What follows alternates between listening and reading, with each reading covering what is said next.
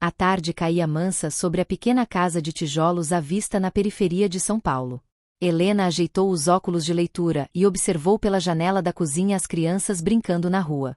Aos 78 anos, aquela rotina tranquila era tudo o que conhecia há décadas. Viúva há 15 anos, mãe de 3 filhos já adultos e avó de 7 netos, Helena era conhecida no bairro como a senhora gentil que sempre tinha um cafezinho fresco e um pão de queijo quentinho para oferecer. Naquela quinta-feira, porém, algo diferente estava prestes a acontecer. Marina, sua neta de 23 anos, chegaria para passar alguns dias com ela. A jovem estudante de jornalismo havia pedido para fazer uma entrevista com a avó como parte de um projeto da faculdade sobre histórias de vida. Helena aceitou com um sorriso tímido, embora sentisse um aperto no peito que não conseguia explicar. Quando Marina chegou carregando sua mochila e equipamento de gravação, encontrou a casa impecavelmente arrumada, como sempre. O cheiro de bolo de fubá ainda quente invadia todos os cômodos. Vó Helena. Que saudade! Marina abraçou a avó com carinho, notando como ela parecia menor e mais frágil a cada visita. Minha netinha querida. Entre. Fiz aquele bolo que você adora. Depois do café e da conversa inicial sobre a família, Marina começou a preparar seu equipamento. Posicionou a câmera, testou o microfone e abriu seu caderno de perguntas. Vó, esse projeto é sobre histórias que não são contadas, sabe? Sobre vidas comuns que guardam experiências extraordinárias. Quero conhecer a senhora antes de ser minha avó, antes de ser esposa e mãe. Quero saber quem era Helena quando jovem. A avó ficou em silêncio por um momento, mexendo nervosamente nas mãos. Algo em seus olhos mudou, como se uma porta antiga estivesse sendo aberta depois de anos trancada. Marina, tem coisas que eu nunca contei para ninguém. Nem para seu avô, nem para seus tios. São memórias que eu enterrei tão fundo que às vezes até eu mesma esqueço que existem. Marina sentiu um frio na espinha. A curiosidade jornalística dentro dela despertou completamente. Por que nunca contou, vó? Porque eram outros tempos, minha filha. Porque algumas histórias pareciam grandes demais, impossíveis demais para caber na vida simples que eu escolhi construir depois. E por quê? Helena fez uma pausa longa, porque tinha medo de que ninguém acreditasse em mim. A jovem inclinou-se para a frente, os olhos brilhando de interesse. Eu acredito na senhora, vó. Pode contar. Helena levantou-se lentamente e caminhou até o quarto. Marina ouviu o barulho de móveis sendo mexidos, gavetas sendo abertas. 5 minutos depois, a avó voltou carregando uma caixa de sapatos antiga, amarelada pelo tempo, amarrada com um barbante desgastado. Nesta caixa está tudo o que sobrou daquela época. Eu a escondi no fundo do armário por mais de 50 anos. Depois que seu avô morreu, pensei em jogar fora várias vezes, mas nunca consegui. É como se aquelas memórias quisessem continuar vivas, mesmo que só eu soubesse delas. Com mãos trêmulas, Helena desamarrou o barbante. Dentro da caixa havia fotografias em preto e branco, cartas amareladas, recortes de jornal, alguns documentos e um pequeno caderno de capa de couro gasto. Marina pegou uma das fotografias. Mostrava uma jovem deslumbrante, de não mais que 25 anos, vestindo um elegante vestido de noite, cercada por outras pessoas igualmente bem vestidas. O cenário parecia ser um salão sofisticado. Vó, essa é a senhora? Perguntou Marina, incrédula. A mulher na foto irradiava confiança e glamour, muito diferente da avó simples que ela conhecia. Sim, minha filha. Aquela era eu. Helena Vieira da Costa, na época conhecida como Lena Vieira. E essa foto foi tirada em 1968, no Copacabana Palace, no Rio de Janeiro. Copacabana Palace. Vó, a senhora nunca me contou que tinha ido ao Rio. E está tão elegante, parece uma atriz de cinema. Helena sorriu com nostalgia. Eu era uma atriz, Marina. Ou pelo menos estava tentando ser. E não era qualquer atriz. Por alguns anos, nos anos 60, eu fui uma das atrizes mais promissoras do Brasil. Estava sendo preparada para estrelar um grande filme internacional, cheguei a fazer testes em Hollywood, conheci pessoas que você não imaginaria. Minha vida era festas, viagens, entrevistas em revistas. Eu estava no topo do mundo. Marina ficou boquiaberta. Aquela informação simplesmente não se encaixava com a imagem que tinha da avó. Helena, Uma atriz famosa? Nos anos 60? Como era possível que ninguém na família soubesse disso? Mas vó, como? Por que ninguém sabe? Por que a senhora nunca contou? Porque tudo desmoronou de uma hora para outra, minha filha. E quando você perde tudo assim, de repente, é mais fácil fingir que aquela vida nunca existiu. Foi o que eu fiz. Voltei para São Paulo, conheci seu avô, casei, tive filhos e nunca mais olhei para trás. Ou pelo menos tentei não olhar. Helena pegou um dos recortes de jornal e entregou para Marina. Era uma matéria de 1967, da revista O Cruzeiro, uma das mais importantes da época. A manchete dizia: Lena Vieira, a nova estrela do cinema brasileiro pronta para conquistar Hollywood. Havia várias fotos da avó jovem, posando como uma verdadeira estrela de cinema. Marina lia a matéria com os olhos arregalados. Ali estava descrito como Helena Vieira, ou Lena Vieira como era conhecida artisticamente, havia sido descoberta por um famoso diretor durante uma peça de teatro amador em São Paulo. Como ela foi levada para o Rio de Janeiro, onde estudou atuação com os melhores professores. Como fez pequenas participações em filmes que foram sucesso de público. Como foi escalada para o papel principal de um grande filme que seria uma coprodução Brasil-Estados Unidos, que a colocaria no cenário internacional. Isso é inacreditável, vó. A senhora era famosa. Por que isso nunca foi mencionado na família? Porque eu pedi para nunca ser mencionado, Marina. Quando voltei para São Paulo e conheci seu avô, eu era outra pessoa. Aquela Helena glamourosa tinha morrido. Eu só queria paz, uma vida normal, sem holofotes, sem pressão, sem tudo aquilo que me destruiu. O que aconteceu? Por que tudo acabou? Helena respirou fundo. Aquela parte da história era a mais dolorosa, a que ela havia enterrado mais fundo. Foi por causa de um escândalo, minha filha. Um escândalo que não foi culpa minha, mas que destruiu minha carreira da noite para o dia. Em 1968, o filme que seria minha grande estreia foi cancelado. Eu fui acusada de algo terrível, algo que eu nunca fiz. Meu nome foi arrastado pela lama em todos os jornais do país. De uma hora para outra, de promessa de Hollywood, eu me tornei uma pária.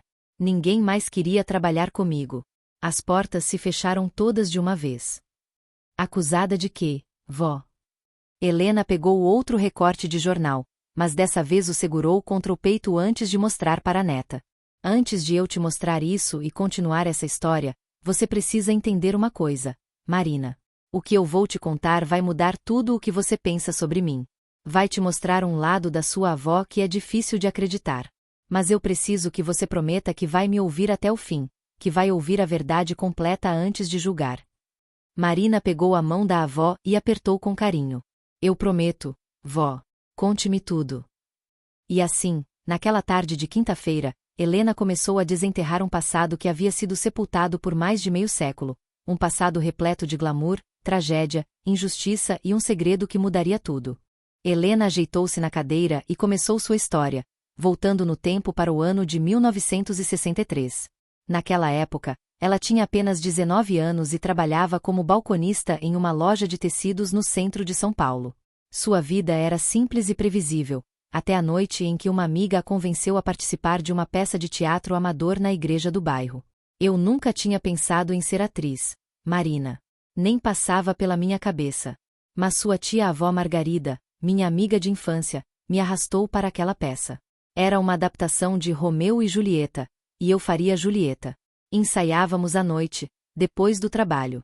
Eu me lembro que ficava nervosa, achava que não era boa o bastante. Mas algo acontecia quando eu subia naquele palco improvisado. Eu me transformava. Era como se outra pessoa tomasse conta de mim. Na noite da apresentação, entre as cerca de 200 pessoas na plateia, estava Paulo Mendes, um diretor de cinema do Rio de Janeiro que visitava parentes em São Paulo.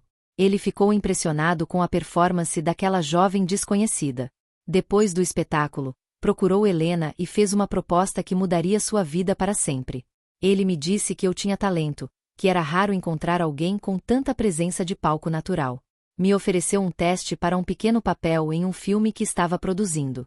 Eu achei que era brincadeira, sabe? Coisas assim não aconteciam com garotas como eu. Mas ele me deu seu cartão, me pediu para pensar. E eu pensei. Pensei por 3 dias seguidos, sem dormir direito. A decisão de aceitar não foi fácil. Significava deixar São Paulo, deixar a segurança do emprego na loja, deixar a família. Seus pais eram conservadores e ficaram horrorizados com a ideia da filha se tornando atriz. Naquela época, a profissão não era bem vista para moças de família. Minha mãe chorou, meu pai me disse que eu estava jogando minha vida fora, que atriz era profissão de mulher perdida. Mas eu tinha 19 anos, Marina, e pela primeira vez na vida senti que tinha um sonho. Então eu fui. Peguei minhas poucas roupas, o dinheiro que tinha economizado, e fui para o Rio de Janeiro. Os primeiros meses foram difíceis. Helena dividiu um quarto minúsculo com outras 2 aspirantes a atrizes, fez testes para dezenas de produções, estudou atuação com professores particulares pagos com o dinheiro de trabalhos ocasionais como garçonete e recepcionista. Mas ela tinha algo que a maioria não tinha, uma determinação férrea e um talento genuíno que começava a ser notado. Meu primeiro papel de verdade foi em 1964, em um filme chamado Flores na Tempestade. Eu era a irmã mais nova da protagonista, tinha talvez 10 minutos de tela. Mas aqueles 10 minutos chamaram atenção. As críticas mencionaram minha atuação, dizendo que eu era uma revelação. De repente, começaram a surgir mais convites. Entre 1964 e 1967, Helena participou de 6 filmes. Começou com papéis pequenos e foi ganhando papéis maiores. Seu nome artístico, Lena Vieira, começou a aparecer nas revistas de cinema. Ela foi fotografada em festas elegantes, deu entrevistas, passou a ser reconhecida nas ruas do Rio de Janeiro. Marina pegou mais fotos da caixa. Havia dezenas delas mostrando a avó em diferentes ocasiões, premiações de cinema, festas luxuosas, sessões de fotos para revistas. Em todas elas, Helena irradiava beleza e confiança. Vó, a senhora era linda. Parecia mesmo uma estrela de Hollywood. Eram outros tempos, minha filha. Eu tinha 20 e poucos anos, estava vivendo um sonho. Conheci pessoas incríveis, viajei para lugares que nunca imaginei conhecer. Fui a festivais de cinema em São Paulo, Porto Alegre, até fui a Buenos Aires para a premiere de um filme. Era tudo muito glamouroso, muito diferente da vida simples que eu tinha conhecido. Mas o ponto alto da carreira de Helena veio em 1967, quando ela foi escolhida para protagonizar Asas da Liberdade, um filme ambicioso que seria uma coprodução entre Brasil e Estados Unidos. O filme contaria a história de uma aviadora brasileira que lutava para ter seu talento reconhecido em um mundo dominado por homens. Era um papel complexo, forte, que exigiria meses de preparação. Quando recebi a notícia de que tinha conseguido o papel principal, eu chorei por horas. Marina.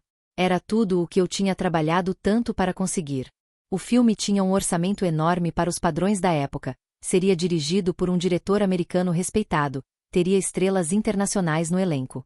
Meu nome seria visto no mundo todo.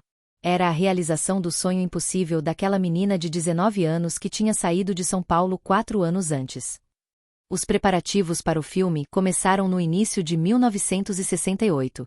Helena passou por treinamento físico intenso, aprendeu noções de pilotagem de avião, estudou a história da aviação brasileira. As filmagens começariam em abril daquele ano. Mas em março de 1968, tudo desmoronou. Helena pegou o recorte de jornal que tinha segurado contra o peito e finalmente mostrou para Marina. A manchete dizia: Escândalo abala cinema nacional. Atriz Lena Vieira acusada de envolvimento com tráfico de drogas. Marina leu a matéria, chocada. Segundo o jornal, Helena teria sido vista em festas frequentadas por traficantes conhecidos, e a polícia investigava seu possível envolvimento com uma rede de distribuição de entorpecentes que operava no meio artístico carioca. Havia até uma foto dela sendo interrogada em uma delegacia. Mas vó, isso é verdade? Não. Nada disso era verdade.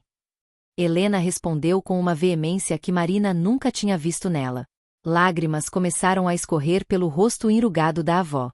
Eu nunca me envolvi com drogas, Marina. Nunca. Mas alguém plantou evidências falsas, testemunhas mentiram, e de repente eu estava no meio de um pesadelo do qual não conseguia acordar. Helena explicou que tudo começou quando ela recusou os avanços de um produtor poderoso do cinema brasileiro. Ele era casado, tinha influência enorme na indústria, e se interessou por ela de forma obsessiva. Quando Helena deixou claro que não tinha interesse, ele ficou furioso. Ele me disse que eu me arrependeria, que ninguém recusava ele. Na época achei que eram palavras vazias de um homem rejeitado. Mas ele tinha conexões, Marina, conexões com gente poderosa e com gente perigosa. E ele usou essas conexões para me destruir. Em poucos dias, histórias falsas começaram a circular. Testemunhas surgiram do nada acusando Helena de frequentar locais suspeitos e de se relacionar com pessoas envolvidas com o tráfico.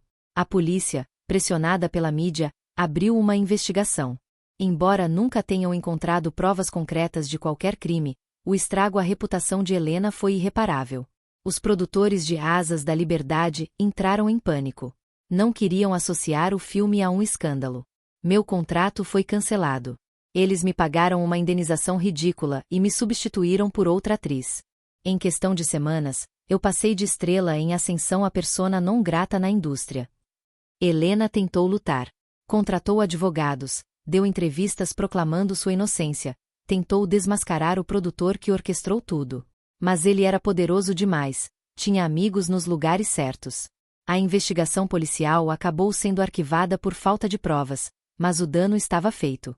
Ninguém na indústria queria arriscar trabalhar com ela. Foram os meses mais escuros da minha vida, Marina. Eu tinha 24 anos e sentia que minha vida tinha acabado. Perdi meu apartamento porque não conseguia mais pagar o aluguel.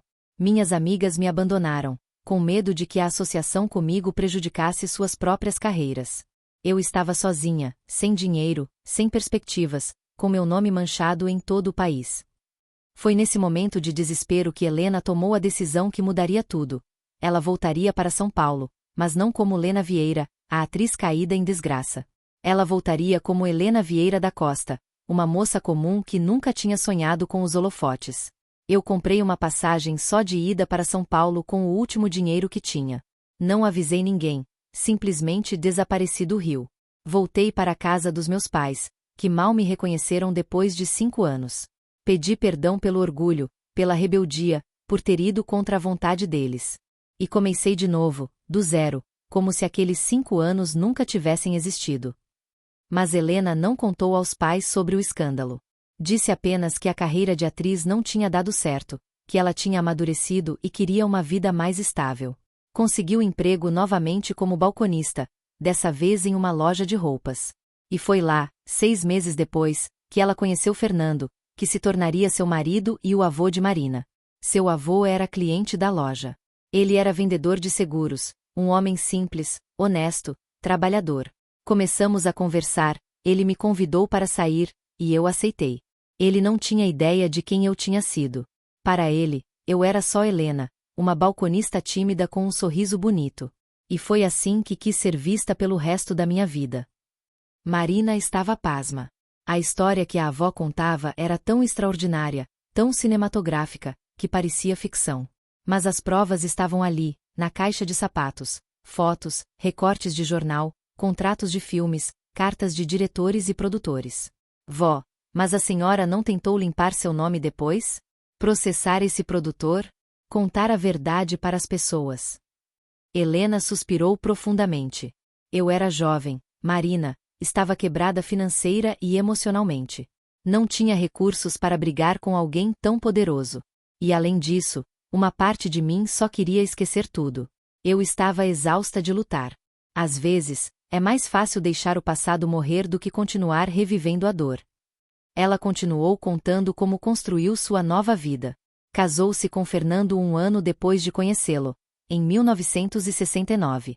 Teve o primeiro filho em 1970, depois mais 2 nos anos seguintes. Dedicou-se completamente a ser esposa e mãe, à vida doméstica, à rotina previsível e segura da classe média paulistana. Seu avô era um homem bom, Marina. Ele me deu estabilidade, me deu uma família, me deu amor. Nossa vida não tinha glamour, mas tinha paz. E depois de tudo que passei, paz era tudo que eu queria. Mas o quê, vó? Mas eu menti para ele. Durante todos os anos em que fomos casados, eu nunca contei sobre minha vida anterior. Ele sabia que eu tinha morado no Rio, que tinha trabalhado em algumas coisas por lá, mas nunca soube que eu tinha sido atriz, que tinha estado tão perto da fama. Esse peso eu carreguei sozinha por décadas. Marina percebeu a dor na voz da avó. Carregar um segredo assim por tanto tempo devia ter sido um fardo terrível. Houve momentos em que quase contei. Quando seus tios eram pequenos e eu os levava ao cinema, e via meu nome nos créditos de algum filme antigo que estava sendo reprisado. Ou quando passava alguma reportagem na TV sobre o cinema brasileiro dos anos 60 e eu via meu rosto jovem em imagens de arquivo. Meu coração apertava. Marina. Era como se uma parte de mim estivesse presa no passado, gritando para ser reconhecida, para ser lembrada. Mas Helena nunca contou. Manteve o segredo trancado, protegeu sua família da verdade, viveu duas vidas completamente separadas. A Helena do passado, que tinha brilhado e caído, e a Helena do presente, que vivia na sombra confortável do anonimato. Depois que seu avô morreu, pensei muito nisso. Pensei em procurar pessoas daquela época, em tentar descobrir o que tinha acontecido com o produtor que me destruiu, se ele estava vivo, se tinha pagado por suas maldades. Mas eu já era uma senhora de 60 e poucos anos, meus filhos estavam criados, meus netos estavam nascendo. Que diferença faria mexer em tudo aquilo? Marina pegou o caderno de capa de couro que estava na caixa. O que é isso, vó? É meu diário daquela época. Eu o mantive durante todos aqueles anos no Rio. Leia a última entrada. Marina abriu o caderno na última página escrita. A caligrafia era a mesma da avó, mas mais jovem, mais firme. A data era 15 de março de 1968.